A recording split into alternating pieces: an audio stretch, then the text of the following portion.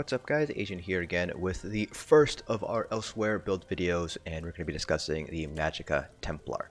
The Magicka Templar has definitely seen quite a few buffs since its sort of low point in Morrowind, post-Morrowind.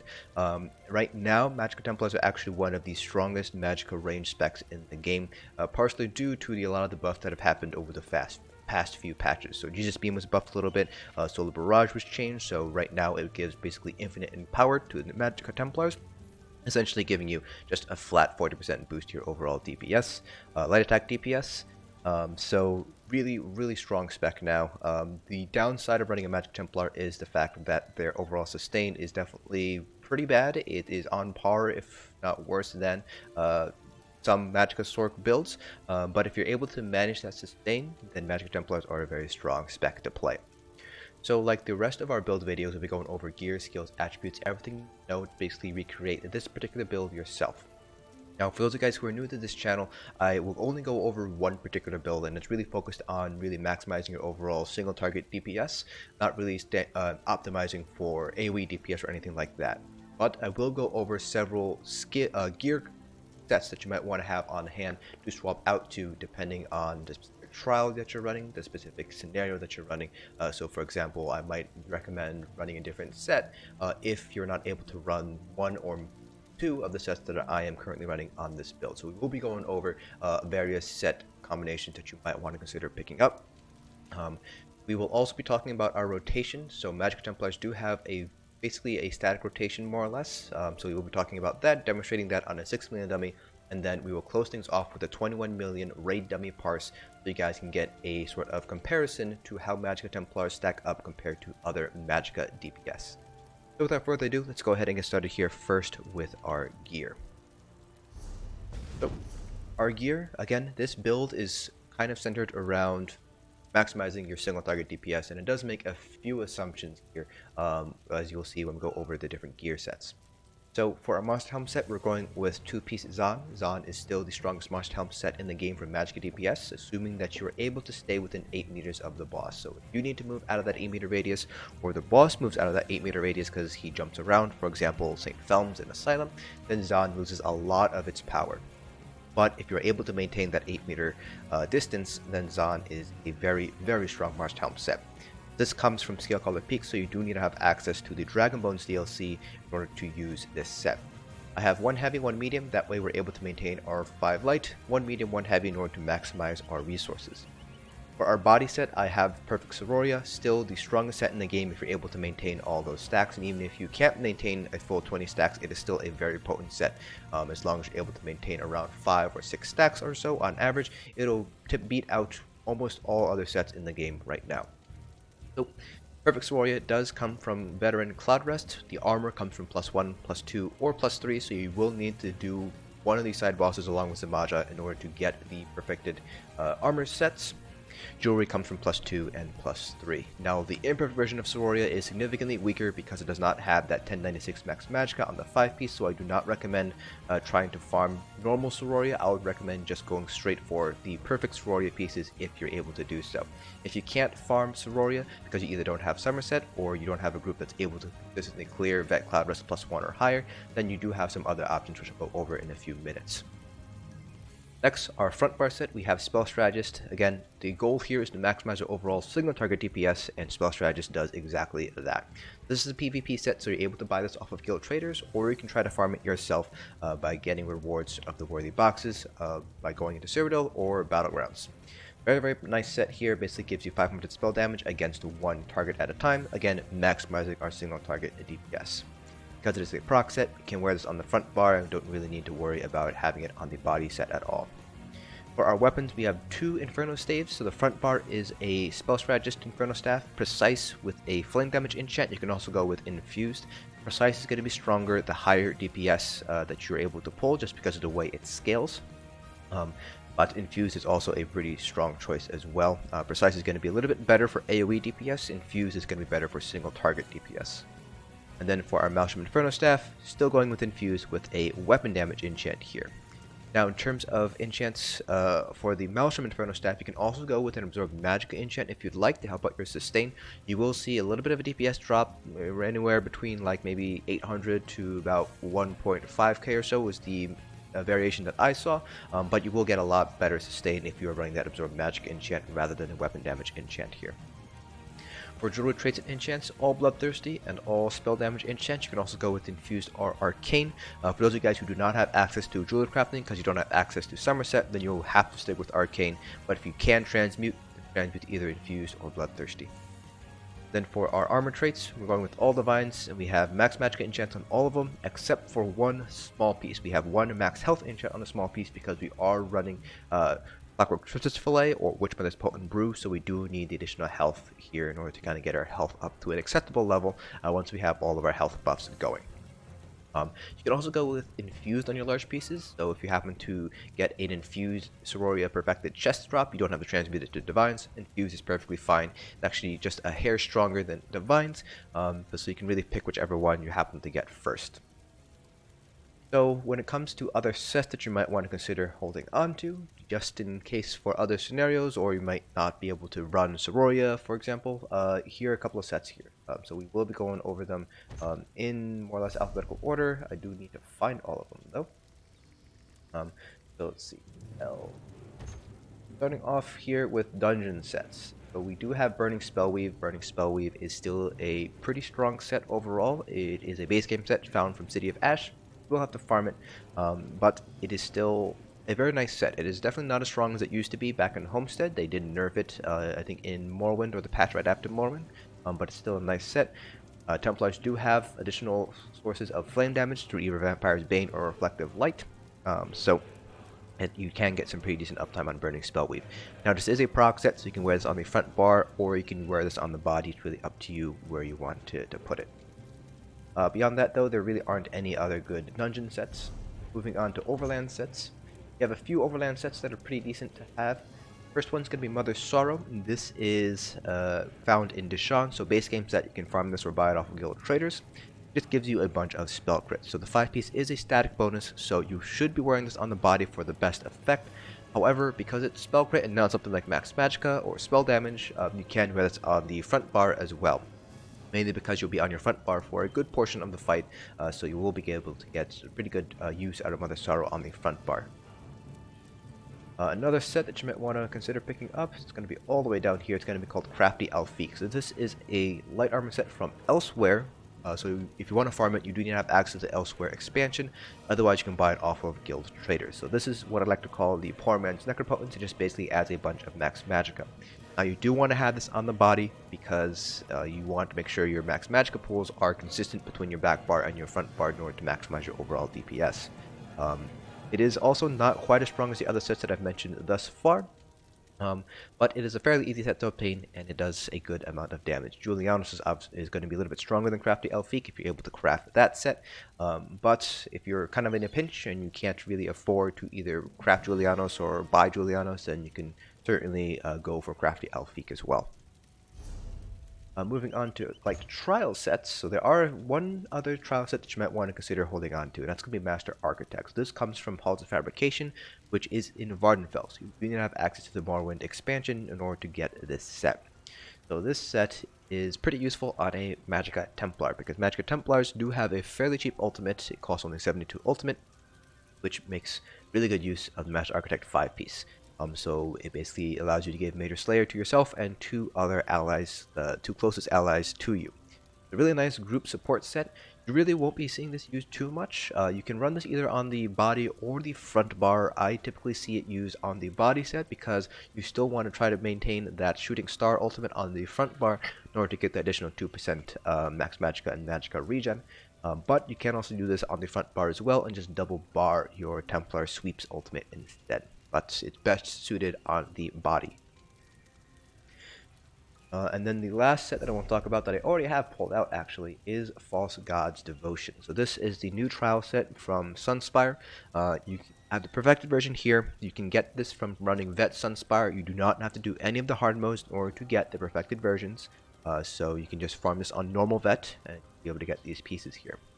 So you do very similar to Siroria, want to make sure to get the perfected version. The imperfect version, while still pretty nice, is not quite as strong as False Gods, and it will end up losing out to the other sets that I've mentioned. So Perfected False Gods is very strong because you get essentially 3 armor bonuses on the 5-piece rather than the usual 2 armor bonuses from Perfected Siroria or other sets, which only give you 1 5-piece bonus, armor bonus. So the Perfected False Gods basically gives you spell crit, minor slayer, spell crit, spell damage, max magicka, and it also reduces the cost of your magic abilities by 8%. This basically gives you a little bit more sustain, which allows you to run buy stat food rather than regen food. You're able to sustain using Perfected False Gods as well as buy stat food as long as you have another Magicka enchant on the back bar. So False Gods is definitely really nice alternative to have if you're not able to maintain those Siroria stacks there. And again, you do want to make sure to have it as the perfected version, not the imperfect version. And you will want to wear this on the body because you do want to maintain that cost reduction across both bars. Now, in terms of monster helm sets that you might want to consider wearing instead of Zaan, the first one we're going to be talking about is going to be Grothar. So this is a base game set, so if you can't get Zaan because you don't have the DLC, then you can run Grothar instead. Very nice set, used to be the strongest set in the game for Magicka DPS. It's basically the AoE version of Zaan, so it just creates a lava pool around you, so deals AoE damage, deals less damage than Zaan, but it counteracts that by being AoE. Still have to be within 8 meters, so that's why I call it the AoE version of Zaan. Iceheart is another set that you might want to consider picking up, particularly if you're any sort of progression running guild, because of that damage shield that it gives you when you deal critical damage. Also nice because it adds spell crit as the 1-piece. So for ranged fights, you basically have 2 options when it comes to monster helm sets. You can either run Valkyn's Skoria, which is not particularly strong, or you can run 2 monster helm sets, different monster helm sets that have spell crit bonuses. So Iceheart can be one of those sets, so you can wear something like 1-piece Iceheart and 1-piece Zaan for ranged fights. And then we have Slimecraw. So Minor Berserk is a really strong buff that is typically given from combat prayer through your healers. However, there might be some instances where you're not able to get consistent Minor Berserk uptime because you're in a progression group or you're doing a trial where the positioning just doesn't allow for healers to really make good use of combat prayer. A good example of this would be Asylum Sanctorium. In those instances, you're going to want to wear Slimecraw. Minor Berserk is, like I mentioned, a very nice buff to your overall DPS, and if you're not getting Minor Berserk from any other sources, or you're getting very low Minor Berserk from Combat Prayer, Slimecraw will actually outperform other Monster Helm sets. And then the final Monster Helm set that I didn't actually pick up is going to be Valkyn's Skoria, like I mentioned earlier. This comes from City of Ash 2. Pretty subpar set overall. It's one of your only options if you want to wear a full Monster Helm set as a full ranged build. The 1-piece doesn't really add anything to your overall DPS, it just adds max health, which is fairly nice. Gives you a little bit more survivability, but doesn't actually improve your overall DPS. And the 2-piece is fairly weak compared to other Monster Helm sets, monster effects, but it is at the very least very consistent, and it will always deal damage no matter what, or no matter how mobile the boss is. So if you want a full Monster Helm set for a full ranged build, then Valkyn's Skoria is a good option. But like I mentioned earlier, you can also go with 2 different Monster Helm sets, each with 1-piece spell crit. That's it for all of our gear stuff. Let's go ahead and go over our character sheet. So I am a Dark Elf. The 2 best races for Magicka DPS right now are going to be the High Elves and the Dark Elves. The High Elves get 2000 max Magicka and 258 spell damage. Dark Elves get 1875 max Magicka and 258 spell damage as well. Dark Elves do have the advantage of getting 1875 max stamina and 258 weapon damage, so if you do want to flex between a Stamina Templar and a Magicka Templar, Dark Elves are definitely the way to go. 2 other races to consider. Bretons are very nice for overall sustain. They get 2000 max Magicka and they get a 7% cost reduction to all Magicka abilities. They're really nice overall. They also get some additional spell resistance, so a little bit of additional tankiness, but they are giving up some damage in return for that additional sustain there. And finally, we do have Khajiit if you kind of want a jack of all trades, master of none sort of Templar. Khajiits get 825 Magicka health and stamina, they get 85 Magicka and stamina regen, 100 health regen, and they get 10% additional critical healing done and critical damage done. So a very nice hybrid race there with Khajiit if you also want to do tanking or healing or even stamina DPS on the side on the same tune. So again, jack of all trades, master of none race is Khajiits. In terms of Attributes, we have 64 points into Magicka here. You can put a few points into health if you'd like. Once we get the raid dummy and we get our minor toughness buff, you'll see that we will be sitting at around 17.2k health. So with Eben, we'll be sitting closer to about 18.5, 18.6k health. So very acceptable health levels for vet trials. But if you want a little bit more survivability, you can by all means put a few points into health there. We are running the Shadow Mundus. It's still the strongest Mundus in the game right now. We are running regen food, so this is Clockwork Citrus Fillet. You could also run Witchmother's Potent Brew, but Clockwork is going to be the stronger food here. The other option for food is going to be Bystat food if you want to pair that with False God's Devotion and Absorb Magicka enchant. So I have our Tam Pickled Fishbowl here, which is going to be stronger than the base game blue food. There's also Double Bloody Mara, which is going to be stronger than our Tam Pickled Fishbowl, but you will end up dropping one stage of your vampirism if you are a vampire if you're using Double Bloody Mara. So there might be a little bit more micromanaging when it comes to your vampire stage, because you do need to be stage 2 for the additional regen from vampire and stage 3 for the undeath passive. So our Tam Pickled Fishbowl if you don't want to really micromanage your vampire stages. And then, as I'll mention this here, but we are a vampire for the 10% additional regen, Magicka regen, and stamina regen. Once we hit stage 3, we also get the undeath passive, which gives us some additional mitigation when we're below 50% health. Now for our skills. On our front bar, we have Blazing Spear, Elemental Weapon, Solar Barrage, Radiant Oppression, Inner Light, and Shooting Star.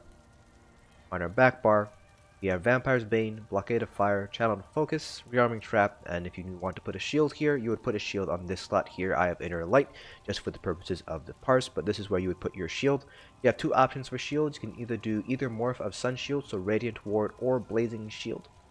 Or you can go ahead and run the Light Armor Shield here. Light Armor Shield is going to be a little bit stronger compared to the Radiant Ward Shield, but the Sun Shield, either morphs, does have some additional damage component behind it, so it still has some utility even if the shield itself is going to be a little bit weaker.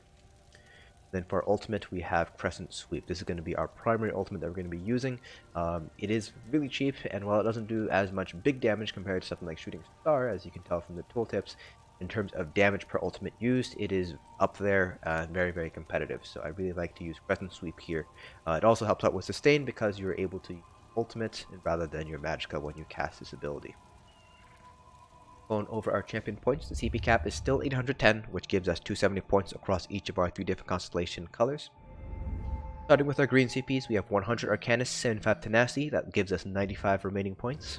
31 Shadow Ward, 31 Tumbling, and 33 Warlord is what I have. You can play around with your green CPs a little bit here. So for example, you can put 100 in Tenacity, drop Arcanist down to 75 if you'd like to get back some CP points that way. It's really up to you how you want to split up your CP here. For our blue CPs, this particular setup assumes that you have all the debuffs in the game active. So that would be Torg's Infused Crusher, Alkosh, Minor Breach, Major Breach. And depending on your group, you might not be able to get all these debuffs up, or you might not get very good uptimes on those debuffs. In those instances, you might want to shift a few points into Spell Erosion. I have 72 Elfborn, 64 Ellie Expert, 13 Spell Erosion, 9 Staff Expert, 72 Master at Arms, and 40 into Thaumaturge. If you do need to put a few points into Spell Erosion, you can drop Elfborn down to either 66 or 61. You can drop Elemental Expert down to 56. You can drop Master at Arms down to 66. And you can drop Thaumaturge down to either 37 or 34. That'll give you enough points to put into Spell Erosion to make up any difference that you might need.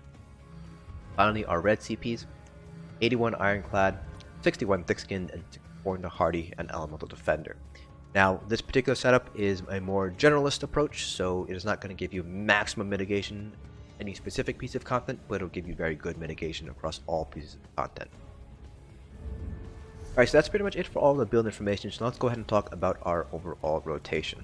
So I'm just going to go over here to the 6 million dummy, move the 21 million dummy over so we don't accidentally hit it. We can talk about a rotation. So like I mentioned at the beginning of this video, Magicka Templars do have a static rotation. So you're pretty much always going to be doing the exact same rotation back and forth. So it really comes in 2 stages here. So I'm just going to start doing the rotation and I'll explain a little bit as we're doing it. So first thing you want to do is open up with Rearming Trap, or if you don't have Rearming Trap, like you can't be within melee range, then use Channel Acceleration instead. It doesn't really change your overall rotation of whether you use Channel Acceleration or Rearming Trap, just kind of varies where you use these two abilities. So always start off with having Challenge Focus, Rearming Trap.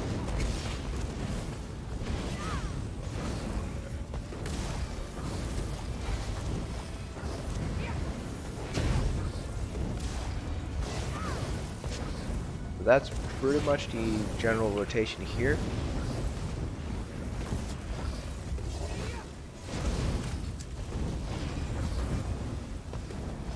So you can more or less see what the rotation is as we do. Spear. So that's pretty much the whole rotation there. As you can tell, it's very static. The only thing that's really going to be differing is how many elemental weapons you're doing on your front bar. So you might be doing 1 or 2, you might be doing 3 or 4. It really depends on where your timing all really lines up. But Blazing Spear and Solar Barrage both have pretty much identical durations. So whenever you recast one, you just recast the other. Then on your back bar here, you do Rearming Trap and Vampire's Bane every other rotation. Blockade of Fire every time you're on your back bar, and then you just use your ultimate whenever it's up. Now, if you, instead of using Vampire's Bane, you can also do Reflective Light, which is the other morph, which gives you a bit more additional cleave. If you decide to go with Reflective Light rather than Vampire's Bane, you'll be using Reflective Light every time you're on your back bar. So pretty much it'll be Blockade, Vampire's Bane, every single time you're on your back bar. So that's the main difference if you're using Vampire's Bane, I should say Reflective Light instead of Vampire's Bane. Do keep in mind that Reflective Light, because you are casting it more often, will end up eating into your sustain a little bit more. So Vampire's Bane is, typically speaking, going to be a little bit stronger for that reason. That's pretty much it for the rotation itself. Now when you get into Execute, I highly recommend you pick up the add-on called How to Beam. So this is a nice little add-on that'll basically tell you when you should start using your Jesus Beam.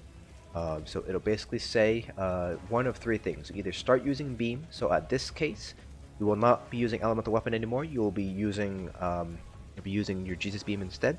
After a certain point, it'll tell you to use only Spear and Blockade, so at that point you want to drop Solar Barrage, you want to drop Vampire's Bane, you'll still maintain Blazing Spear, Blockade of Fire, and Rearming Trap or Channel Acceleration. Then after a certain point, it'll then tell you just continue to use Jesus Beam, and at this point you just drop Blockade, you drop Spear, you still want to maintain your Mind of Force, so either Rearming Trap or Channel Acceleration, and just keep on using Jesus Beam. In all 3 scenarios, you will still obviously be using your ultimate on cooldown. And you will see this when we do our 21 million dummy parse to kind of see what it looks like. So I'm just going to build up ultimate here, and we'll be doing our 21 million dummy raid parse.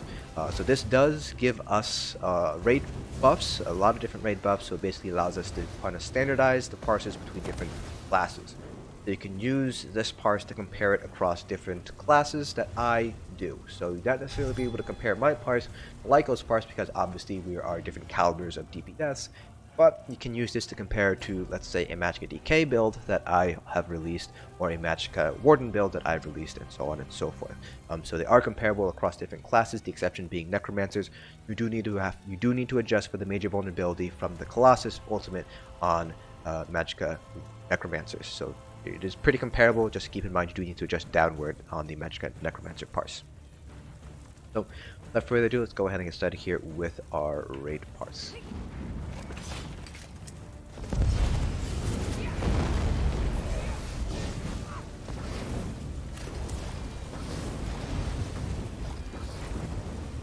So again, we're going to run a stat rotation here.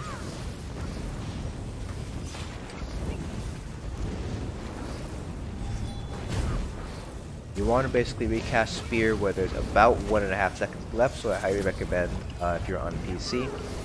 Again, the add-on like Strendar or Action Duration Reminder to let you know when to recast Spear. When you just recast Channel Focus whenever it runs out here.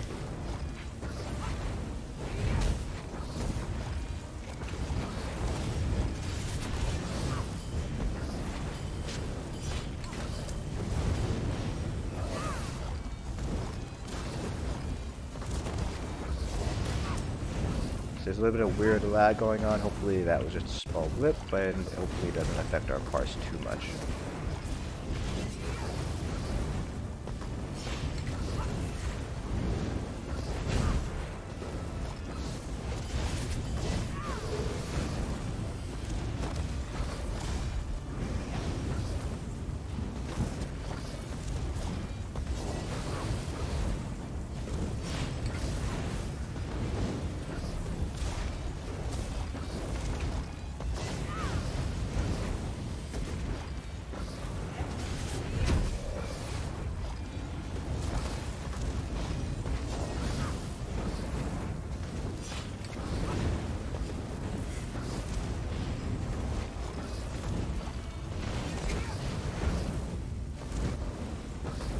will need to heavy attack with this particular build probably once or twice.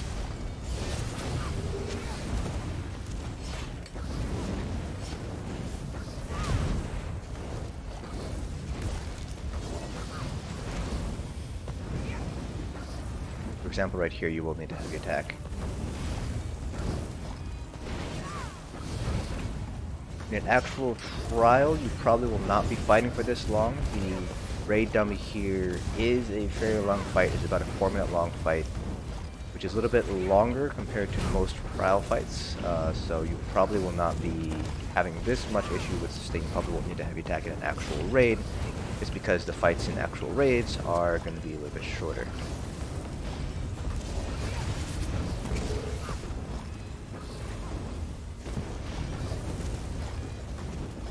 You can also run something like spell symmetry if you want for the additional Magicka return from spell symmetry. You will need to pay a little bit of attention to your health if you decide to do that though. I personally don't recommend it, but it's certainly something you can do. It's also the fact that you don't really have that much bar space. You can see here that the add-on is now telling me instead of using elemental weapon, I should be using J-beam instead. Just make sure to maintain all of my dots. And it will update at some point to tell me when I should drop all of my dots except for Jesus Beam, or I should say Radiant Sphere and Blockade. You can see here now it's telling me to only use Spear and Blockade.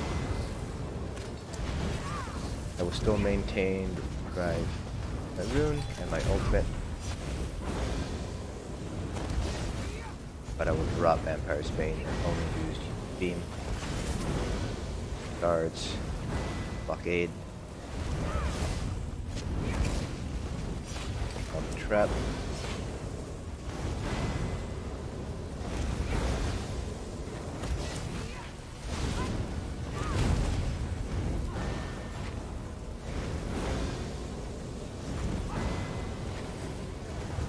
okay, so at this point here, I'm just going to drop all of my dots, because Jesus Beam, and use my source of minor force here.